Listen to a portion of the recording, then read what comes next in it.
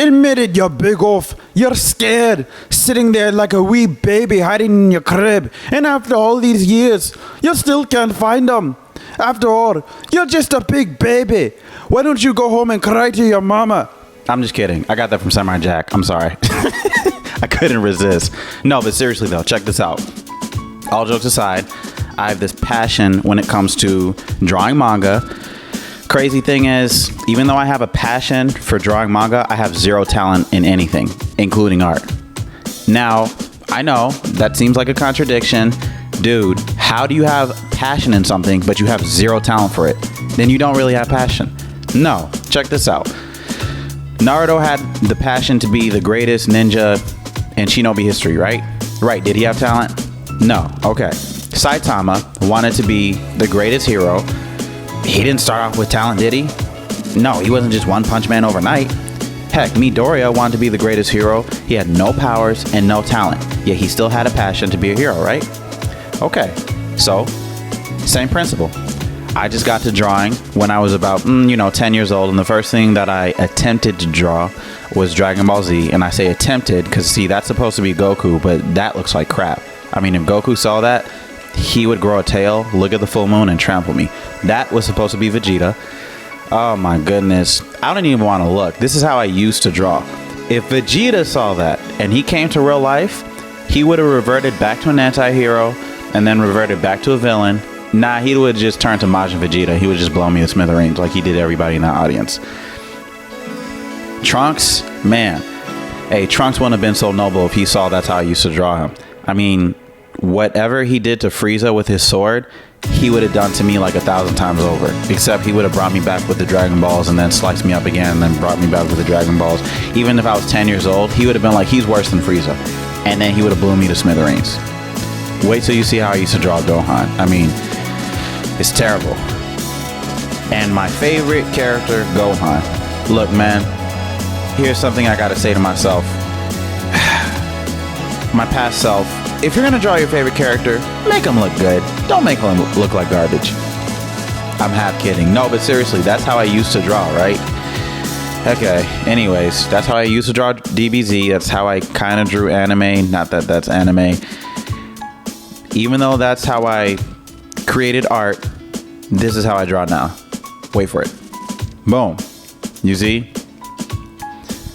Now Goku actually looks like Goku. He doesn't look like whatever that was that you saw in the previous 10 to 15 seconds of the video. That actually looks like Goku.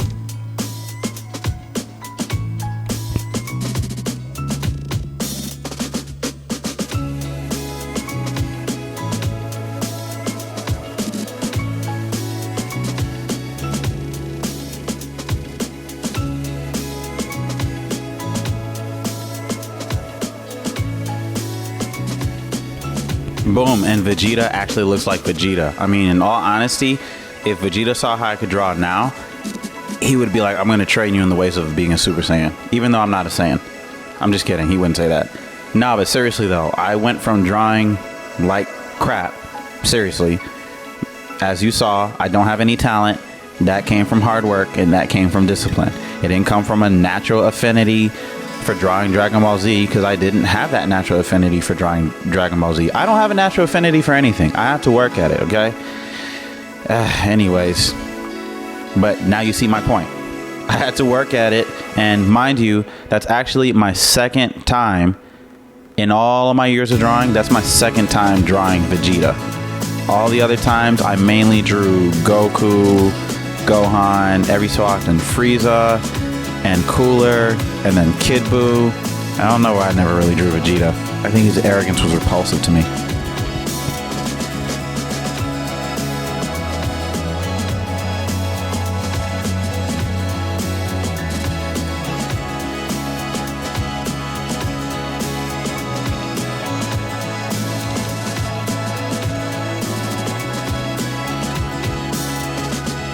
Trunks actually finally looks like Trunks.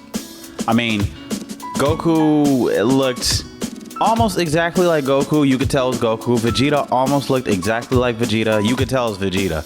All right, I guess it's more of I unintentionally made a fan-made version of Vegeta. I wasn't trying to make it fan-made. I was trying to make it exact. But Trunks actually looks like Trunks. I mean, wait till you see how I colored him. Seriously. Boom. Dude, he looks exactly like him. Okay? I mean, that did take some hard work. That didn't just come naturally, because as I just said, you get the point. I'm not going to keep repeating myself.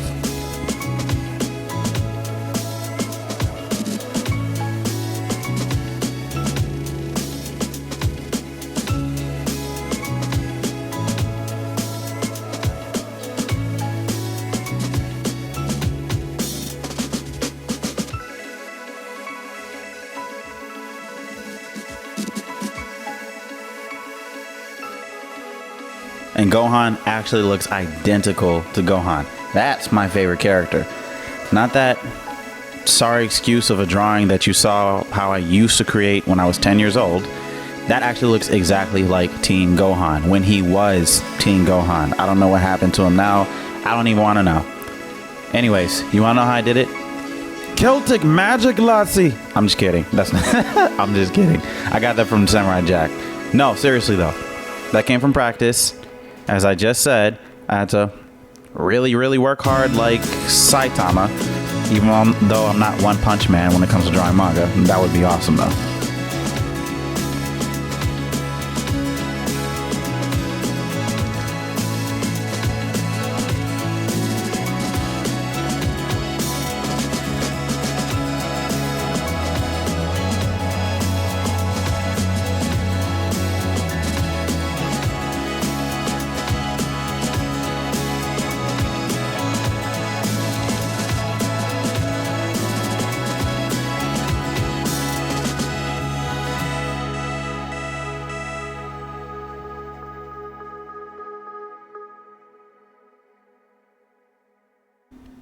Okay, all those years of hard work and whining and crying led me up to this moment. As the saying goes, practice makes perfect, but perfect practice makes permanent.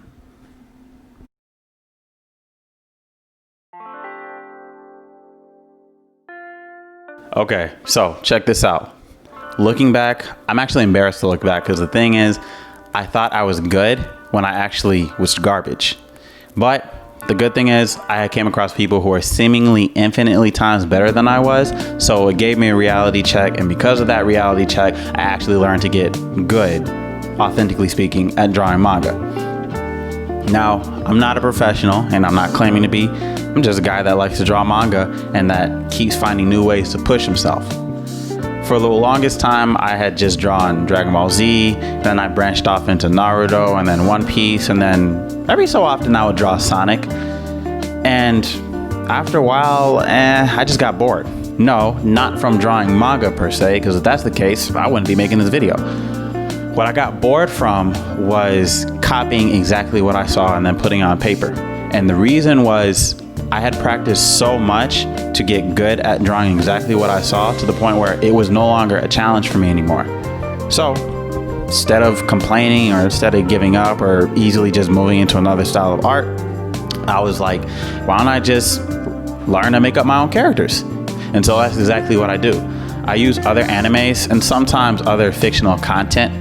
I use them as inspirational references so I can recreate my own manga characters. And I do that because I can do whatever I want. I'm just kidding. No, that's not the real reason why I do it. The real reason why I do it is because, see, the thing is, I need a reference. I can't just take something from my imagination, put it onto paper. Seeing some people do it, I'm not at that level yet. Now, having said all that, looking back at my experience from copying what I saw to trying to draw my own manga characters, both of those were challenges for me.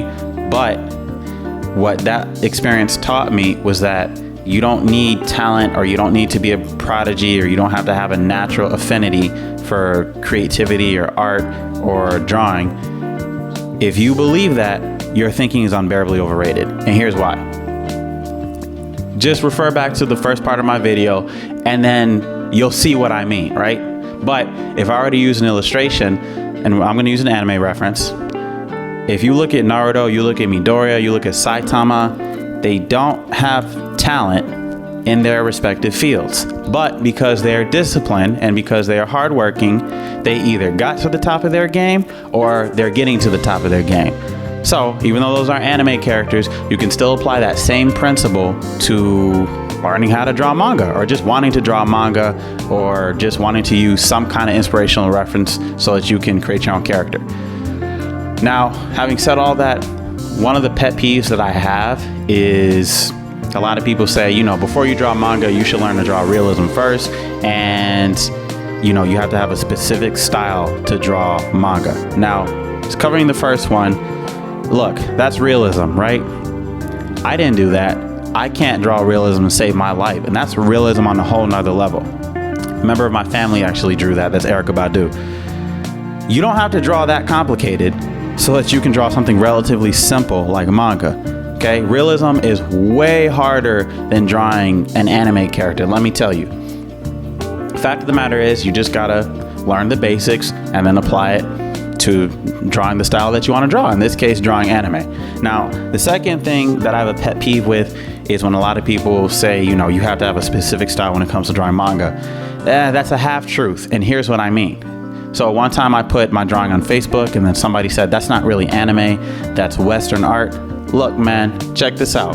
Just because they don't have big, huge eyes and tiny noses and small lips, just because my female anime characters aren't overly exaggerated with their physique, that does not mean it's not manga, okay? Think about it. Look at shonen anime. Dragon Ball Z, Naruto, One Piece, Boku no Hero, One Punch Man, the list goes on and on. Okay, they're all manga, but they're not the same exact style.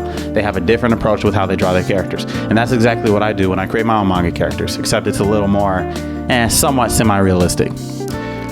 Approach that I have when it comes to drawing manga is I approach it like a Jedi, right? Pencil's like a lightsaber, the imagination's the force.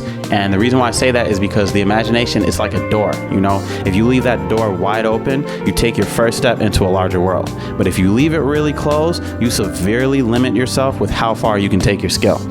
Or if you want to use an anime reference, it's like when Rayleigh said to Luffy, the stronger opponents that you face, the stronger your haki is going to get. So in the same sense, the better you come across people who are better than you when it comes to drawing manga, the better you're going to become. That's just natural, You're gonna first come into a chasm, and then you're going to close that chasm between you and the other person to the point where that gap that was between you and them no longer exists.